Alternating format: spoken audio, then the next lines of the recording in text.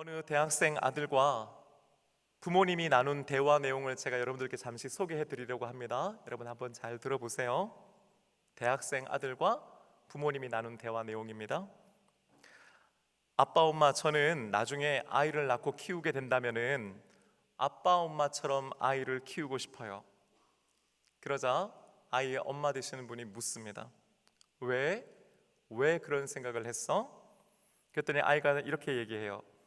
오늘 그냥 문득 아빠 엄마가 저희를 참 잘 키워주셨구나 하는 생각을 했거든요.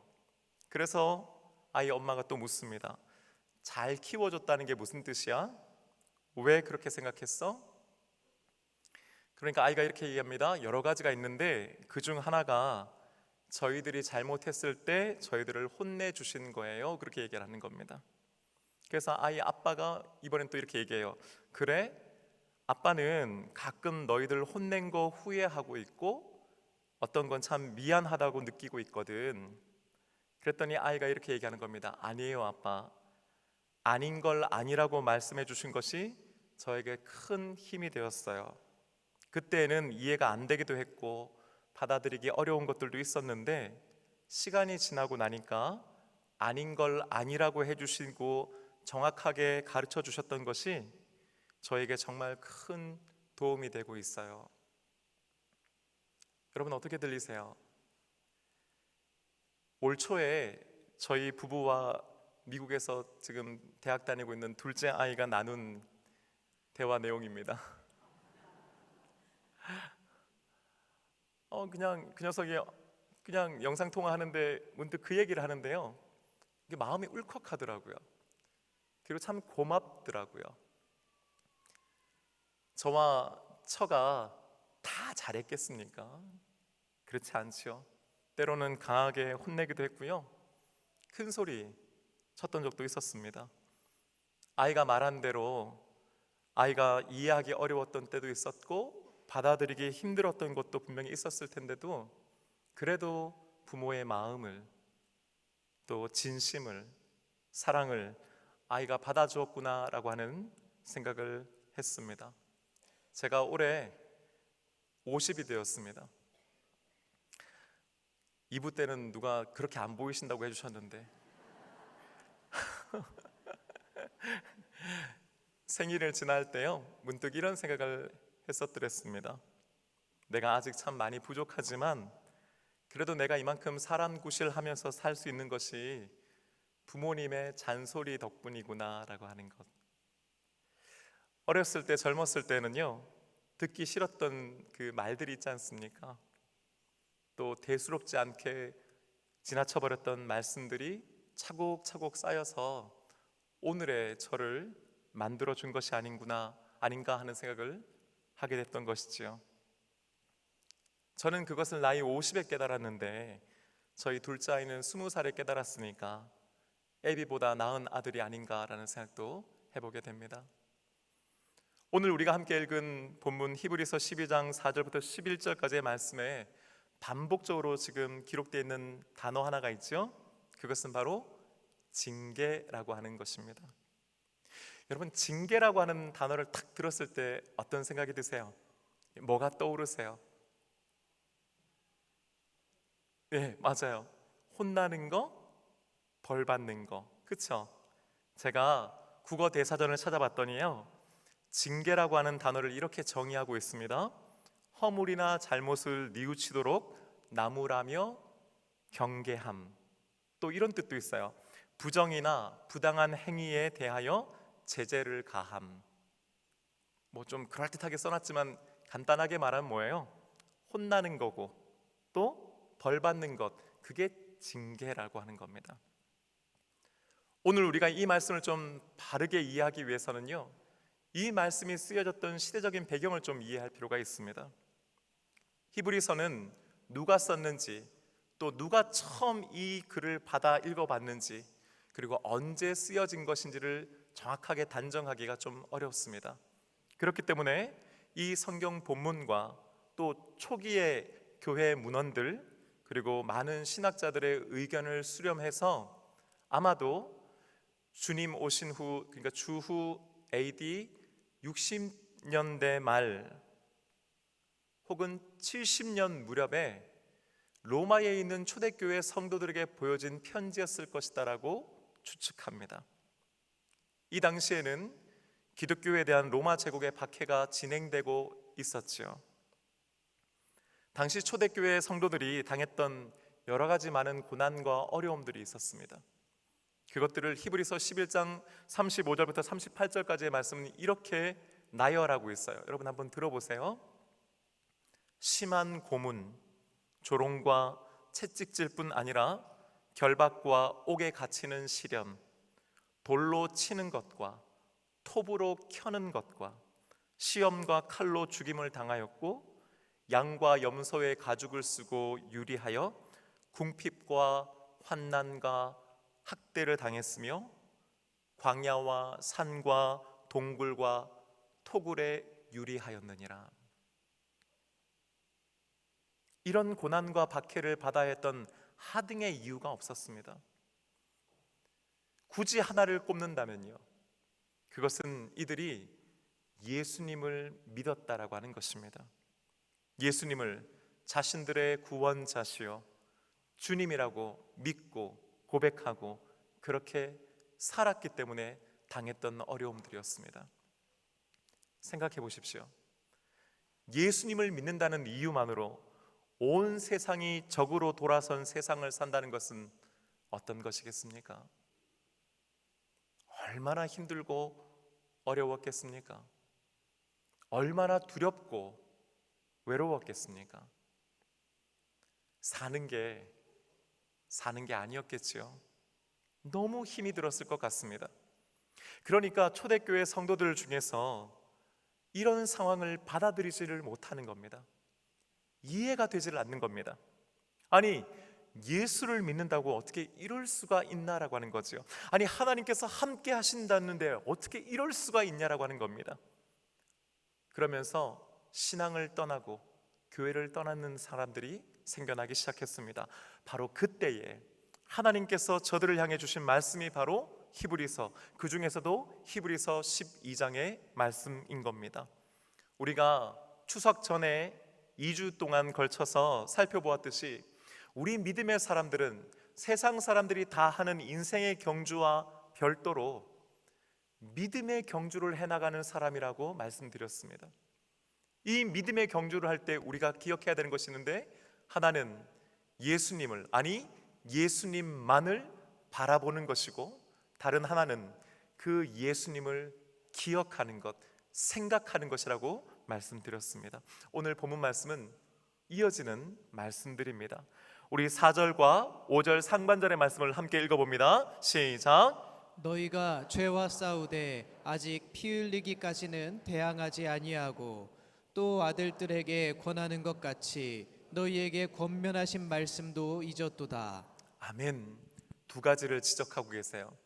하나는요, 4절에 기록된 피 흘리기까지라고 하는 말은 순교를 의미하는 겁니다. 초대교회 성도들은 분명 고난받고 있었습니다. 하지만 아직 순교회까지 그들이 이루었던 것은 아니지요. 성경은 너희가 아직 가야 할 길이 남아있다라고 말씀하고 있다는 겁니다. 더 큰 헌신과 더 철저한 순종의 자리로까지 나아가야 한다라고 말씀하고 있는 것이지요. 또 다른 한편으로는요, 하나님께서 하셨던 말씀을 너희들이 잊어버렸다고 지적하고 있습니다. 그 말씀이 과연 무엇입니까? 저들이 무엇을 잊고 있었습니까? 5절 하반절의 말씀도 함께 읽어봅니다. 시작. 내 아들아, 주의 징계하심을 경히 여기지 말며 그에게 꾸지람을 받을 때에 낙심하지 말라. 아멘. 이 말씀은요, 원래 잠언 3장 11절과 12절의 말씀을 인용한 것입니다. 그리고 우리는 이 말씀들 속에서 중요한 두 가지 사실을 발견해낼 수 있죠. 당시 초대교회 성도들 중에 자신들이 당하고 있는 이 어려움과 고난과 박해를 통해서 그런 와중에 주의 징계하심을 경히 여기는 사람들이 있었다는 겁니다. 또 다른 한편으로는요, 낙심하는 사람들도 있었다라고 하는 것을 알 수 있습니다. 여러분, 왜 안 그랬겠습니까? 그렇게 힘들고 어려운 삶을 살아가야 하는데요, 어찌 낙심되지 않겠습니까? 하지만 여기서 우리는요, 놀라운 하나님의 반전의 말씀들을 보게 됩니다. 6절 말씀 함께 읽겠습니다. 시작. 주께서 그 사랑하시는 자를 징계하시고 그가 받아들이시는 아들마다 책찍질하심이라 하였으니. 여러분, 아무도 아멘 안 하시네요. 여러분, 정말 이 말씀 아멘 하기 쉽지 않죠. 하나님께서 사랑하는 자에게 복 내려 주신다고 하지 않았습니다. 하나님께서 믿음으로 그 믿음을 받아들이는 사람들에게 형통하게 하신다고 하지 않았습니다. 징계하신답니다. 심지어 채찍질 하신다고까지 기록하고 있습니다. 우리는 이 말씀에 선뜻 아멘하기가 어렵죠. 동의가 안 되죠. 이해도 안 되고요. 아니, 사랑의 하나님이신데, 분명 좋으신 하나님이시라고 했는데, 하지만 여러분, 우리는요, 오늘 이 말씀에서 사랑의 하나님께서, 또 좋으신 하나님께서 어떻게 그러실 수가 있지? 라고 하는 생각하기 이전에 먼저 아주 중요한 사실 하나를 깨달아야 합니다. 그것은 바로 성경이 초대교회 성도들이 당한 그 모든 어려움과 고난과 박해를 하나님의 징계로 증거하고 있다는 사실입니다. 그러니까 그런 가운데서 하나님의 징계가 움직이고 있다라고 하는 것입니다.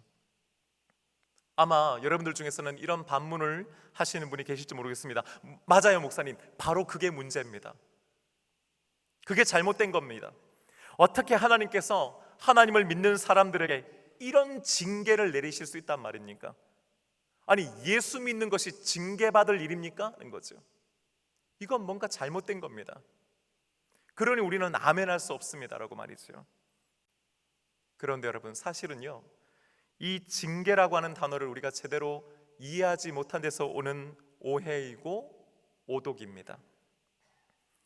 한글 성경에 징계로 번역된 그리스어 파이데이아라고 하는 단어는요, 여러 가지 뜻이 있는데 교육, 양육, 훈련이라고 하는 뜻과 함께 징계라고 하는 뜻도 있습니다.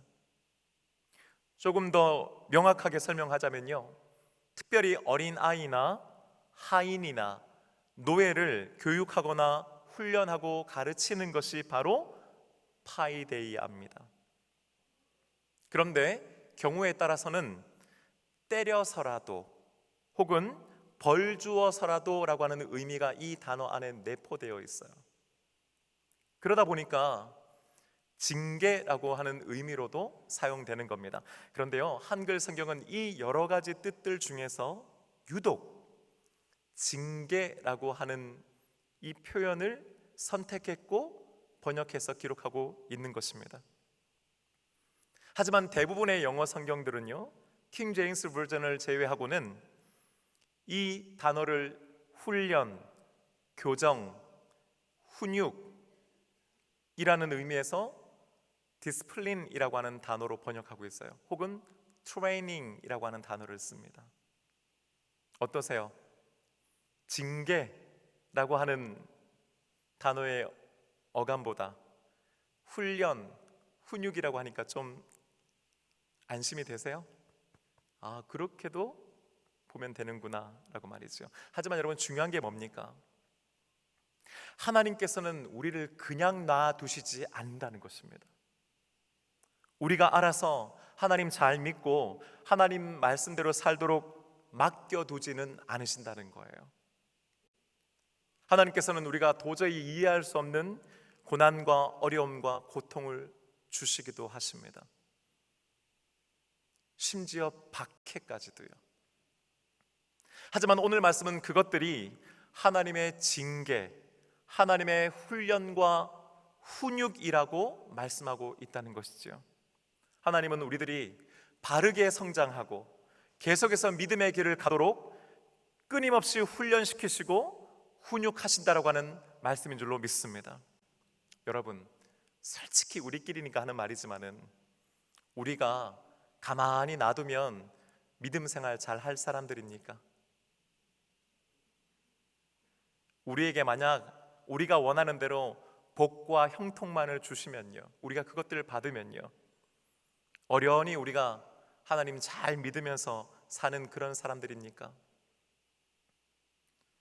우리들 중에 혹시 누구라도 나는 하나님의 그런 징계나 훈련이 없어도 알아서 믿음 생활 잘하고 하나님 말씀대로 뜻대로 살 텐데 라고 자부심을 자신하시는 분 혹시 계십니까? 나는 그런 징계와 훈련 없이도 지금까지 믿음 생활 잘 해왔습니다 하고 항변하실 수 있는 분 계십니까? 아니지요. 그렇다면 너무 좋은데, 정말 사실은 그래야 하는 것임에도 불구하고 우리가 그런 사람이 아니라고 하는 것을 우리 스스로가 잘 알고 있지 않습니까? 우리는 하나님께서 그냥 가만 놔두시기에는, 혹은 복과 형통만을 주시기에는 너무나 이기적이고 쉽게 교만해지며 자주 낙심하지요. 우리는 우리 스스로가 옳다라고 하는 신념을 가지고 있고, 나는 그래도 꽤 괜찮은 사람이라고 하는 착각을 하며, 적어도 남들보다는 나은 사람이라고 하는 확신을 가지고 살아갑니다. 하나님께서는 우리가 그런 사람이라는 사실을 너무나 잘 아십니다. 동시에 우리가 그런 사람으로 계속 살기를 원치 않으십니다. 우리의 인생을 그렇게 놔두지 않으신다는 말씀입니다.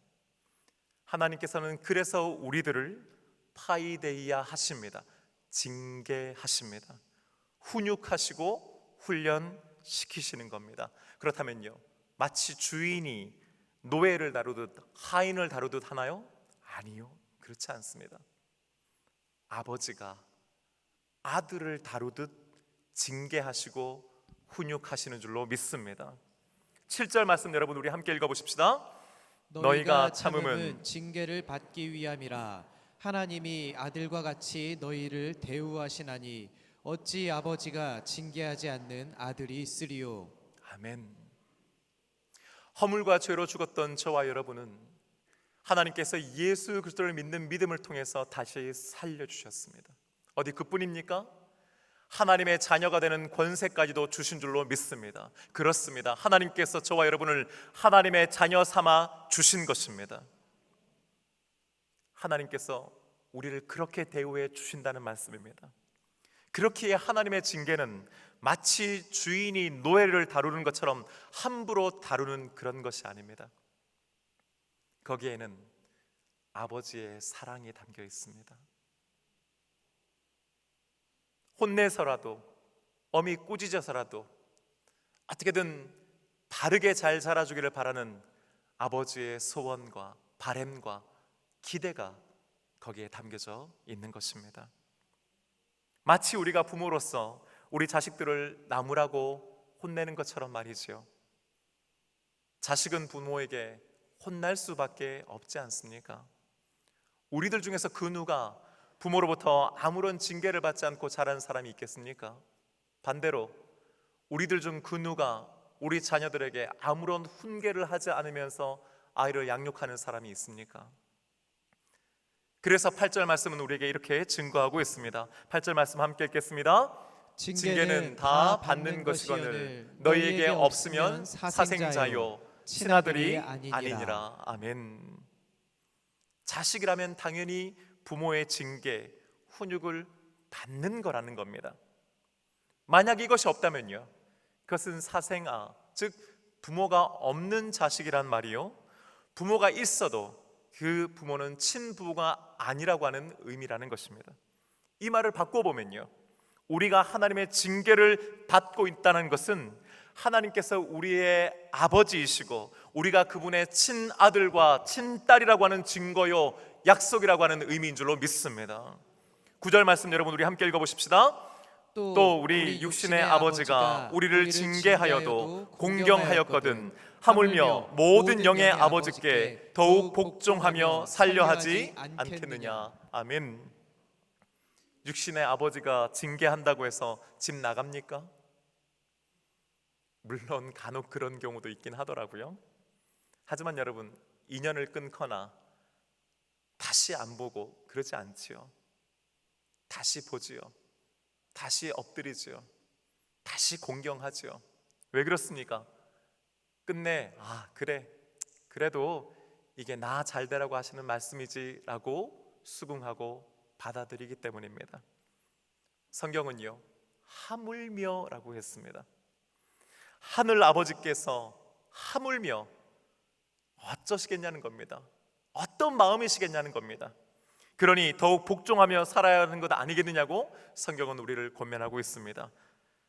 그런 의미에서 10절 말씀이 여러분 중요합니다. 10절 말씀 함께 읽어봅니다. 시작. 그들은 잠시 자기의 뜻대로 우리를 징계하였거니와 오직 하나님은 우리의 유익을 위하여 그의 거룩하심에 참여하게 하시느니라. 아멘. 이 말씀에서 그들은 육신의 아버지들을 의미합니다.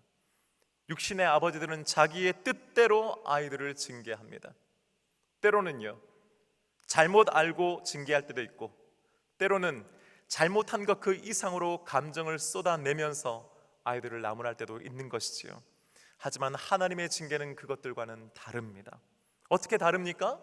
하나님의 징계는 철저하게 우리의 유익을 위한 징계인 줄로 믿습니다. 결과적으로요, 하나님의 거룩하심에 우리들로 하여금 참여하도록 하시는 징계라고 하는 것입니다. 그렇습니다. 육신의 부모는 잠깐 혹은 자기의 뜻대로 징계합니다. 하지만 하나님은 영원을 위해서, 우리의 유익을 위해서 징계하십니다.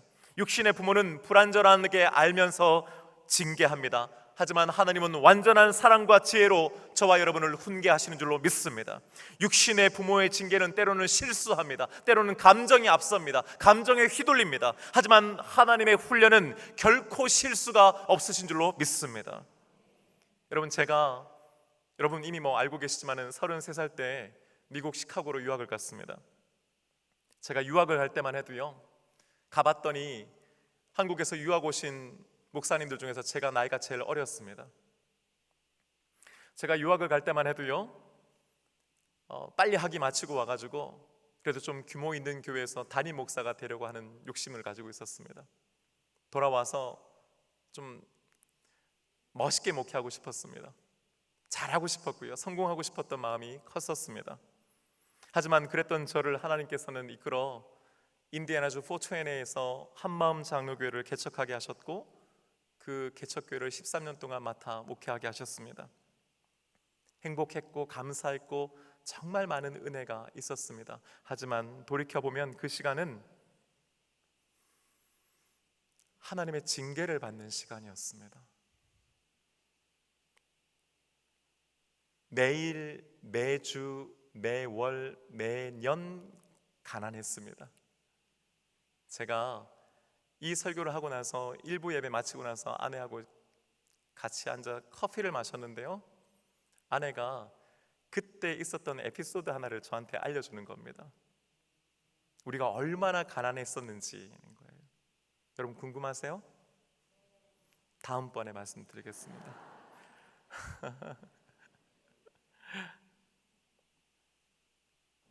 열심히 목회했거든요. 그런데 교회가 눈에 띄는 성장을 하지는 않았습니다. 11명으로 시작했던 교회가 그냥 제일 많았을 때 40명을 조금 넘는 정도였습니다. 그러는 사이 제가 가지고 있던 학생 비자가 만료되었고요, 요즘 트럼프 때문에 여러분 좀 유명해졌죠? H1B라고 하는 그 비자가 있습니다. 제가 이제 학생 비자에서 그 H1B 비자로 트랜스퍼를 이제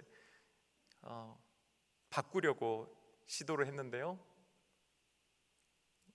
몇 가지 이유 때문에 그게 거절당하면서 졸지에 제 신분이 없어졌습니다. 말 그대로 저는 저희 가족들과 함께 미국에서 불법 체류자가 되었습니다. 뭘 할 수가 없는 거예요.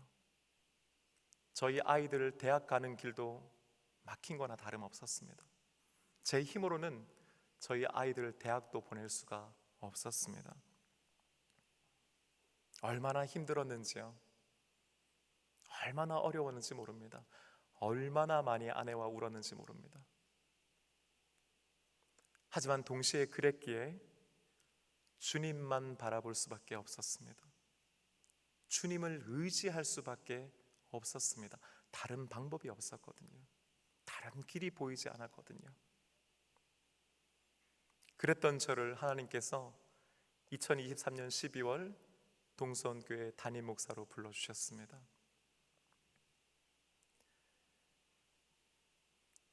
그 13년의 하나님의 징계와 훈련의 시간이 없었더라면 지금의 저는 있을 수 없었습니다.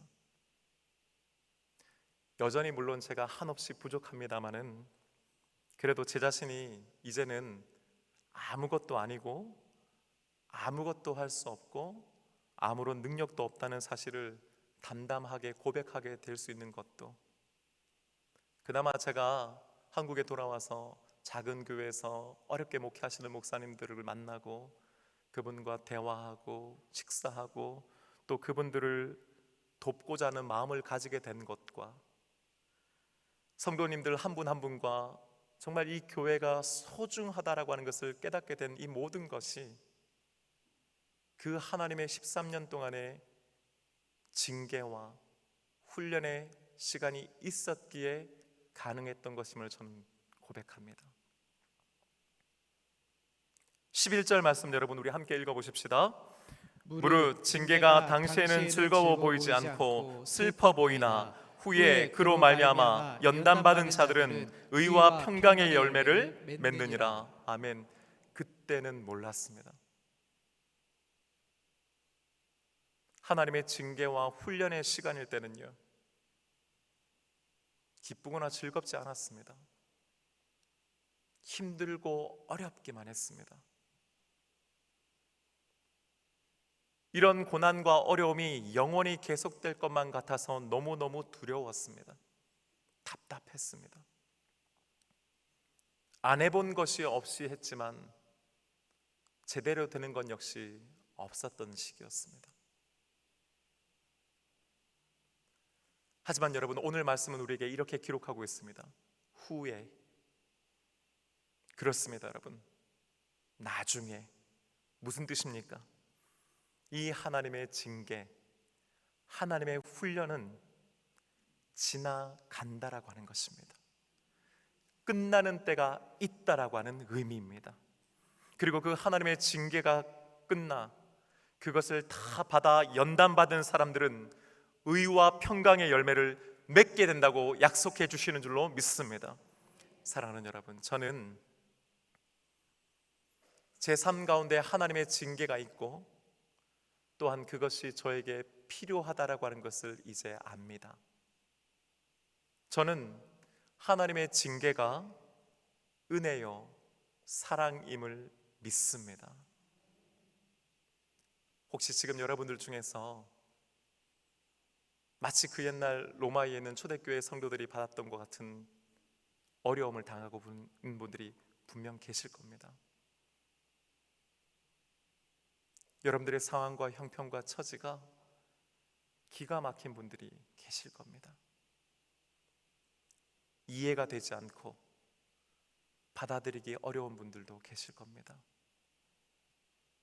낙심되고, 사실은요, 좀 더 솔직하게 말하면 화가 나는 분들도 계실지 모르지요.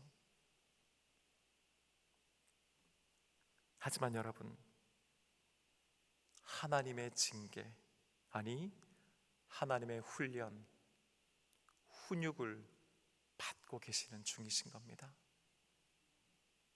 하나님께서는 지금도 이 모든 상황과 형편과 처지를 통해서, 아니 그 속에서 우리들을 성장시키고 계시고 더욱 단단하게 연단하고 계시는 줄로 믿습니다. 여러분, 이 사실을 믿으셔야 합니다.